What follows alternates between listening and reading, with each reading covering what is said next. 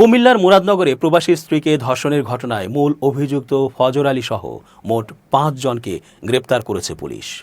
রোববার ভোরে রাজধানীর সায়েদাবাদ এলাকা থেকে ফজর আলীকে গ্রেপ্তার করা হয়। এর আগে কুমিল্লার মুরাদনগরে বাবার বাড়িতে বেড়াতে আসা এক প্রবাসীর স্ত্রীকে ধর্ষণের অভিযোগ ওঠে ফজর আলীর বিরুদ্ধে। এর আগে স্থানীয়দের হাতে আটক হয়ে মারধরের শিকার হয়ে আহত হন ফজর আলী। তাকে উদ্ধার করে কুমিল্লা মেডিকেল কলেজ হাসপাতালে ভর্তি করা হয়।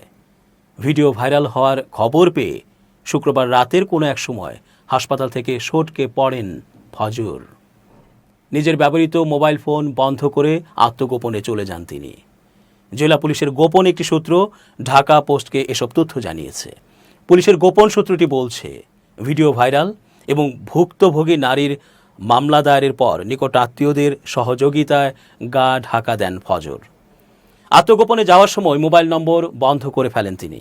পরে পুলিশ এবং গোয়েন্দা পুলিশের অর্থাৎ ডিবির 2টি টিম ফজর আলীকে গ্রেপ্তার করতে ছায়া তদন্ত শুরু করে।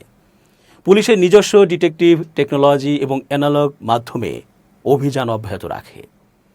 শনিবার রাতে অভিযানকারী পুলিশের দল ফজর আলীর অবস্থান আঁচ করে। রাজধানীর সায়েদাবাদে একটি বেসরকারি হাসপাতালে চিকিৎসা নিচ্ছেন ফজর।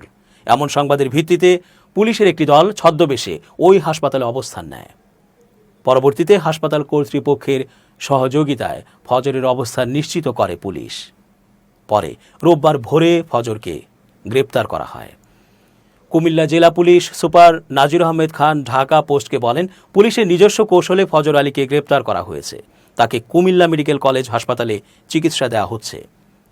চিকিৎসকের ছাড়পত্র পেলে তাকে হাসপাতাল থেকে নিয়ে আদালতে তোলা হবে। গ্রেপ্তার অপর 4 জনকে জিজ্ঞাসাবাদ চলছে। নগ্ন ভিডিও ভাইরাল করার দায়ে তাদের বিরুদ্ধে ব্যবস্থা নেওয়া হচ্ছে।